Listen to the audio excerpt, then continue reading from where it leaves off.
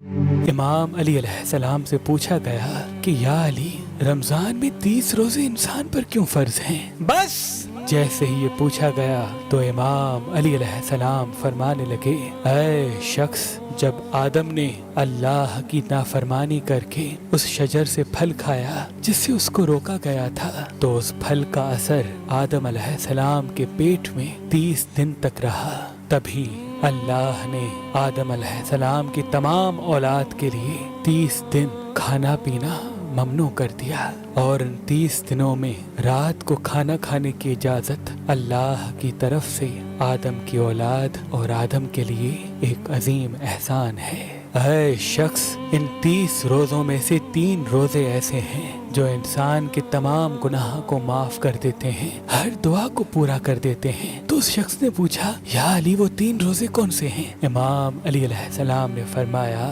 جب آدم علیہ السلام کے نافرمانی کے سبب اللہ نے آدم کو زمین پہ بھیج دیا تو وہ زاروں قطار رویا کرتے تھے، یہاں تک کہ ان کا پورا جسم سیاہ ہو گیا، اور جب اللہ نے انہیں معاف کیا تو فرمایا، اے آدم، چاند کی 13ویں تاریخ کا روزہ رکھ۔ اللہ کے نبی آدم علیہ السلام نے جیسے ہی چاند کی 13ویں تاریخ کا روزہ رکھا، دن کو بھوکا رہے اور سورج غائب ہونے کے بعد کھانا کھایا، تو اللہ کے کرم سے آپ کے جسم کا تیسرا حصہ سفید ہو گیا۔ پھر جب 14ویں کا روزہ رکھا تو آپ کے جسم مبارک کا دوسرا حصہ بھی سفید ہو گیا، اور جب 15ویں کا روزہ رکھا تو آپ کا پورا جسم اللہ کے فضل و کرم سے نور کی مانند چمکنے لگا۔ یاد رکھنا،